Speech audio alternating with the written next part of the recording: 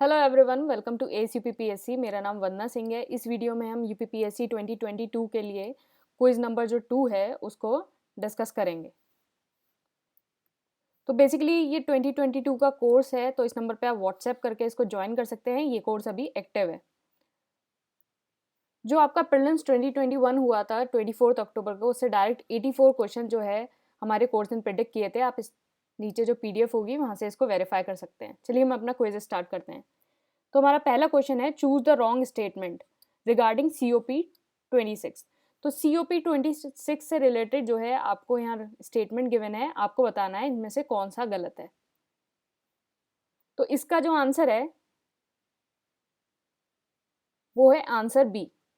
Answer B जो है वो रॉन्ग स्टेटमेंट है। बाकी जो स्टेटमेंट है वो बिल्कुल सही है। जो इंडिया है वो अचीव करेगी अपना नेट जीरो एमिशन बाय 2070।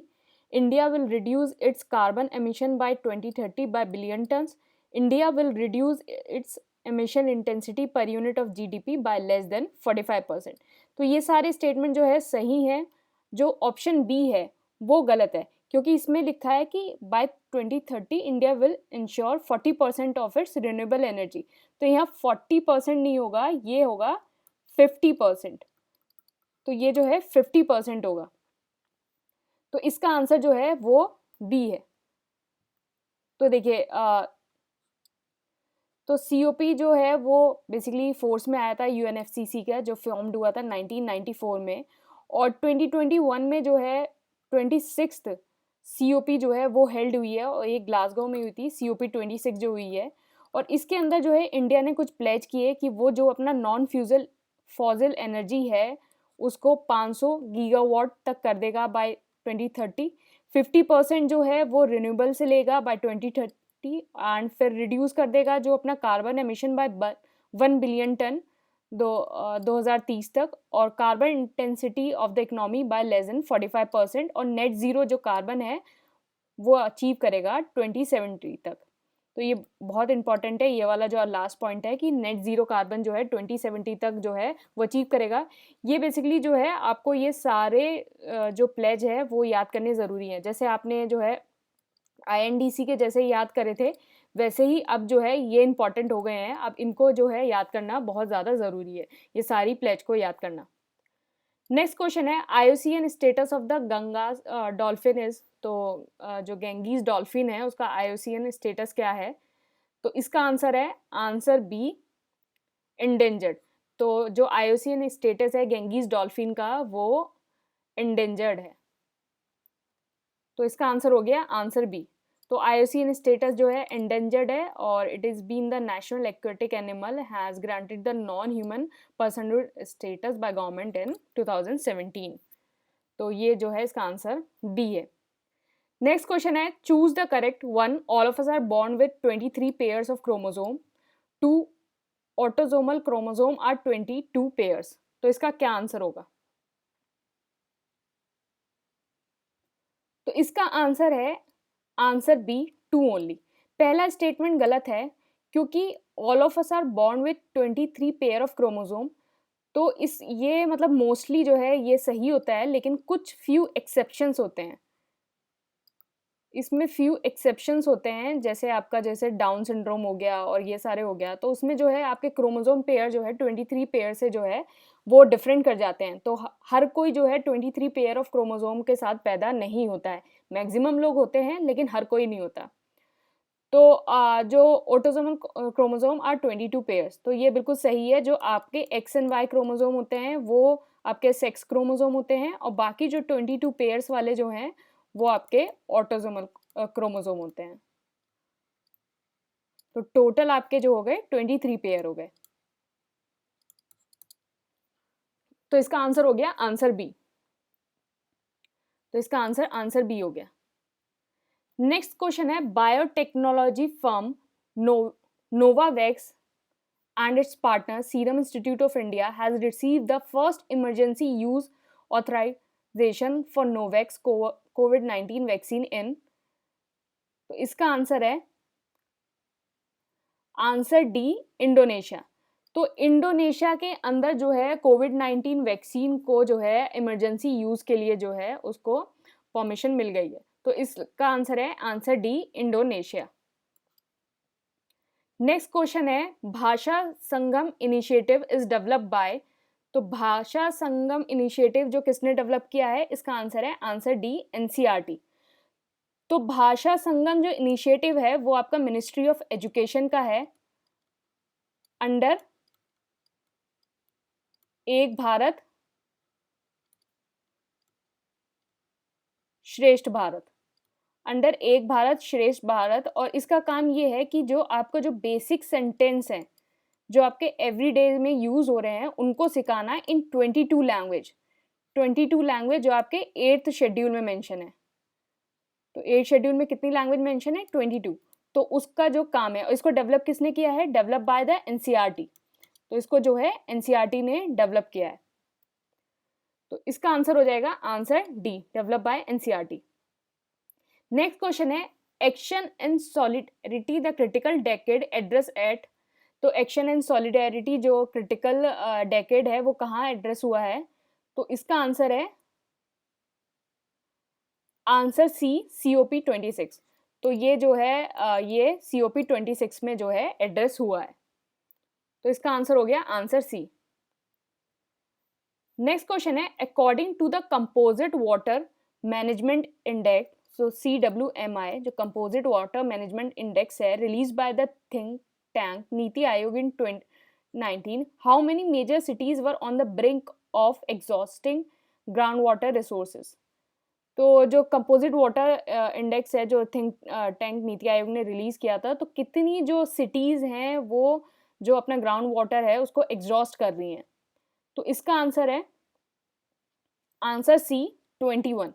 तो इसका आंसर है आंसर सी, 21। तो 21 मेजर सिटीज़ हैं इंक्लूडिंग दिल्ली, बेंगलुरु, चेन्नई, हैदराबाद जो अपना ग्राउंड वाटर जो है एग्जॉस्ट कर रही हैं। और ये जो कंपोजिट वाटर मैनेजमेंट इंडेक्स है ये नीति आयोग जो है उसको रिलीज करता है। नेक्स्ट क्वेश्चन है which of the following countries is not a part of basic group of countries, तो कौन सी कंट्री जो है बेसिक ग्रुप ऑफ कंट्रीज का पार्ट नहीं है, तो इसका आंसर है आंसर सी, ऑस्ट्रेलिया। तो आपका जो बेसिक है, बेसिक कंट्रीज हैं वो आपका बी से जो है वो ब्राज़ील है, ब्राज़ील, एस से साउथ अफ्रीका, आई से इंडिया एंड सी से चाइना। तो बेसिकली इसके अंदर जो है आपकी 4 कंट्रीज हैं और ये जो आपका इस्टेब्लिश हुआ था ये 2019 को 9 को इस्टेब्लिश हुआ था। तो ये ग्रुप 2019 को 9 को इस्टेब्लिश हुआ था और इसके अंदर 4 कंट्रीज हैं। तो इसका आंसर हो गया सी, जो ऑस्ट्रेलिया है वो इसका पार्ट नहीं है। नेक्स्ट क्वेश्चन है choose the correct one. Net zero means that a country would bring down its emission to zero. 2. Gross zero is a state in which a country emission are compensated by absorption and removal of greenhouse gases from a atmosphere. तो इसका क्या answer होगा, तो इसका answer है answer D, none. ये दोनों statement गलत हैं क्योंकि बेसिकली ये इंटरचेंज है।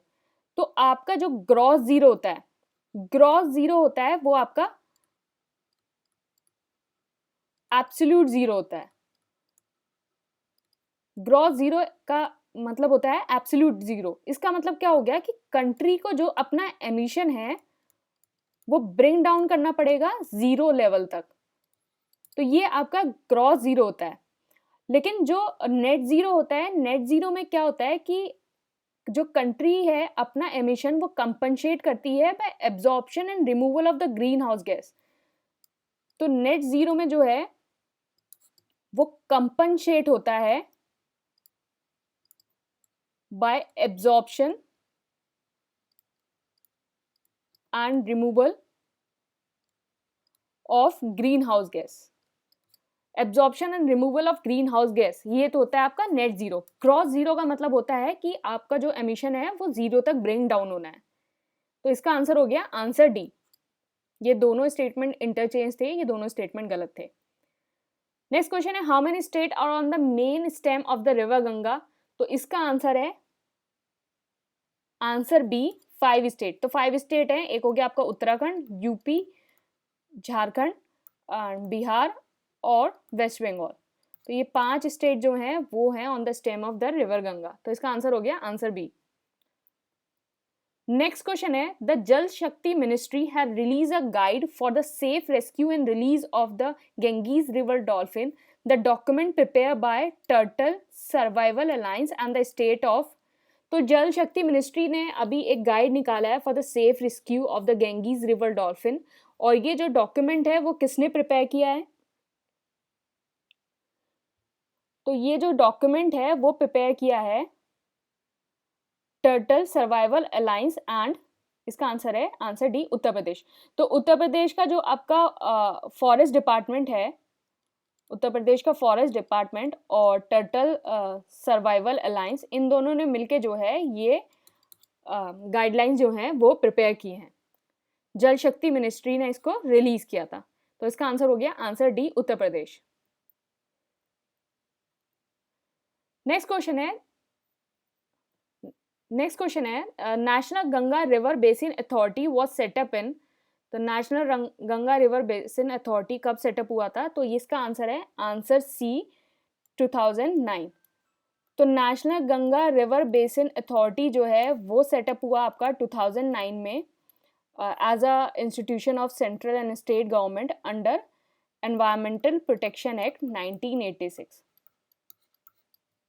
for the abatement of the pollution of river Ganga, pollution of river Ganga। तो एनवायरमेंट प्रोटेक्शन एक्ट कब इनेक्ट हुआ था? 1986 में, और national Ganga river basin authority कब हुआ था? 2009 में। तो इन दोनों चीजों को आप याद रखिएगा। नेक्स्ट क्वेश्चन है, one sun one world one grid initiative was announced by India and. तो one sun one world one grid initiative announce हुआ था इंडिया एंड। तो इसका आंसर है आंसर डी। तो one sun one world one grid initiative जो है वो बेसिकली अनाउंस्ड हुआ इंडिया एंड यूके ने मिलके एट COP26। तो COP26 में जो है ये अनाउंस हुआ था। तो बेसिकली ये जो है आपका फर्स्ट इंटरनेशनल जो है नेटवर्क है of global interconnected solar power grid. तो आपका जो है फर्स्ट नेटवर्क है सोलर पावर ग्रिड से रिलेटेड इंटरकनेक्टेड। ये इंडिया एंड यूके का इनिशिएटिव है। तो इसका जो आंसर हो गया वो हो गया आंसर डी।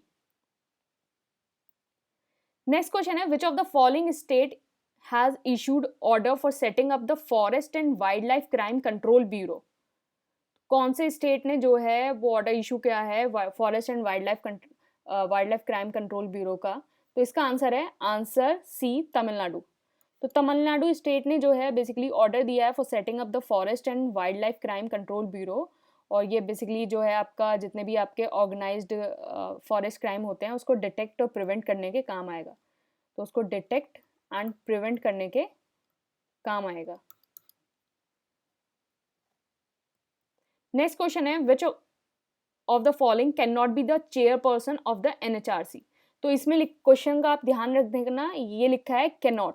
तो कभी कभी एग्जाम में क्या होता है ना कि हम क्या करते हैं, which of the following chairperson, आपने ये पढ़ लिया, चेयरपर्सन ऑफ द NRC पढ़ लिया, और जो आप चेयरपर्सन होता है आप उसको मतलब बेसिकली जो आप ऐसे करके लगाए आओगे, तो वो ये जो सारी चीज़ें हैं नॉट, कैन नॉट, रॉन्ग, इन सारी चीज़ों को जो है एग्जाम में जो है ध्यान दीजिए।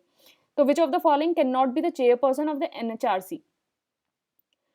तो इसमें से कौन सा नहीं होता है? तो इसका आंसर है answer C, retired chief justice of high court. तो बेसिकली जो NHRC का जो है चेयरपर्सन होता है वो होता है chief justice of supreme court और जज of supreme court, retired chief justice of supreme court और जज ऑफ सुप्रीम कोर्ट। बेसिकली ये 2019 में अमेंडमेंट हुआ था, उसके बाद ये जो है उसके बाद ये आया है जज ऑफ द सुप्रीम कोर्ट। इससे पहले जो है retired chief justice of supreme court ही था।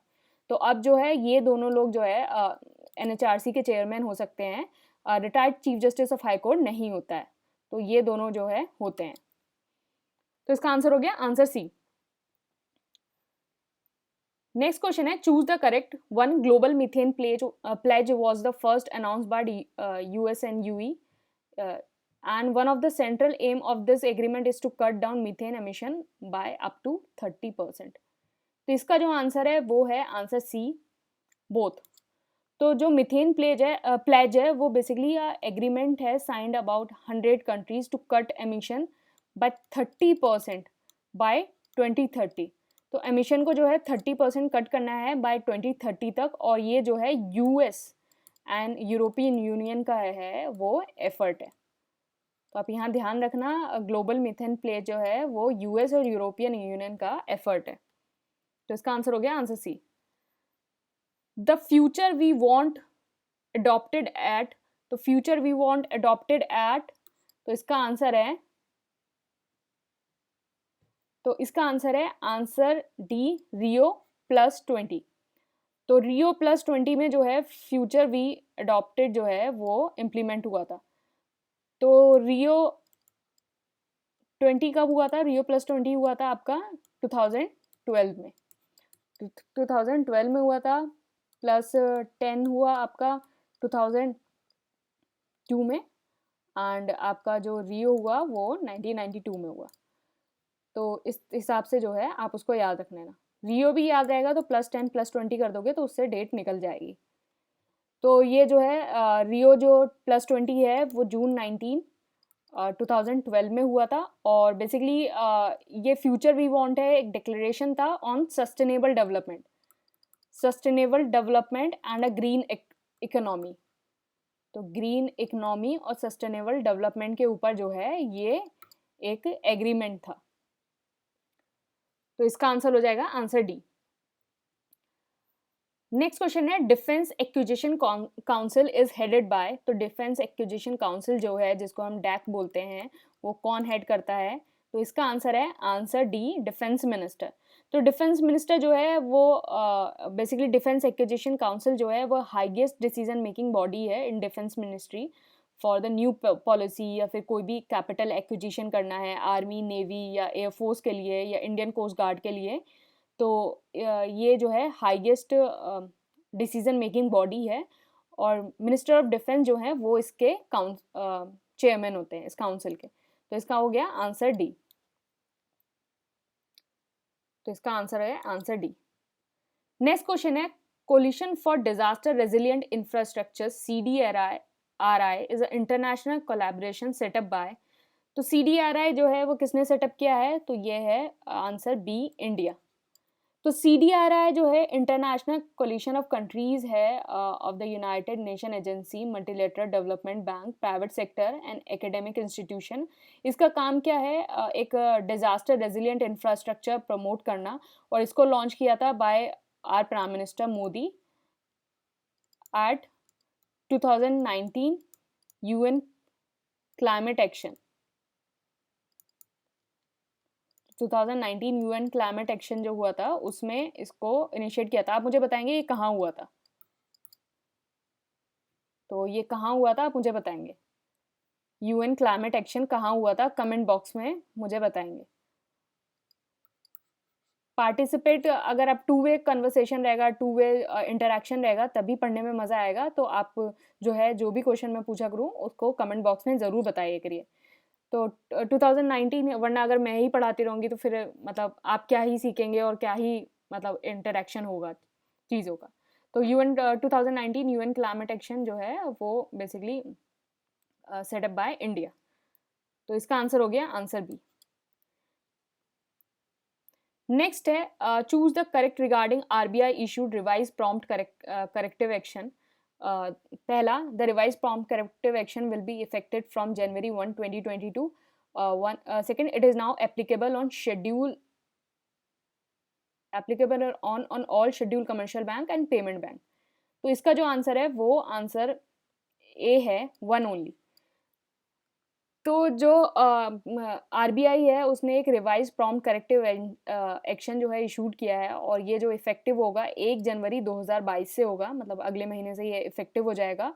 और अब वाले प्रॉम्प्ट करेक्टिव एक्शन में क्या है कि अर्लियर जो आपका PCA फ्रेमवर्क था वो एप्लीकेबल था जितने भी सारे आपका शेड्यूल कमर्शियल बैंक्स होते हैं उन पे। जितने भी शेड्यूल कमर्शियल बैंक होते हैं उन पे, और उन पे एप्लीकेबल था। लेकिन अब क्या हो गया है, it is applicable on all schedule commercial bank. Now it is applicable on scheduled commercial bank except regional rural bank, payment bank and finance bank। तो पेमेंट बैंक जो है वो इसका पार्ट नहीं है। तो इसका आंसर हो गया आंसर वन ओनली। तो इसका आंसर हो गया वन ओनली। तो नेक्स्ट है आपका, Covaxin became dash vaccine to get emergency approval by WHO। तो कोवैक्सीन वैक्सीन को बेसिकली कौन सी वैक्सीन बनी है जिसको इमरजेंसी यूज अप्रूवल मिला है बाय WHO। तो इसका आंसर है आंसर सी, सेवेंथ वैक्सीन। तो कोवैक्सीन जो है बेसिकली सेवेंथ वैक्सीन बन गई है जिसको इमरजेंसी अप्रूवल मिला है WHO को। तो देर आए दुरुस्त आए, तो मिल तो गया ही है। तो अप्रूवल बेसिकली फाइनली जो है WHO से मिल गया है। तो इसका आंसर जो है आंसर सी। तो बेसिकली आप टेलीग्राम चैनल ज्वाइन कर सकते हैं फॉर फ्री डेली क्विज। तो रोज़ जो है 8 बजे से 9 बजे के बीच में ये डेली क्विज होता है, रात को 8 PM। और बेसिकली आप यूट्यूब पे तो मुझे देख ही रहे हैं। Thank you and all the best.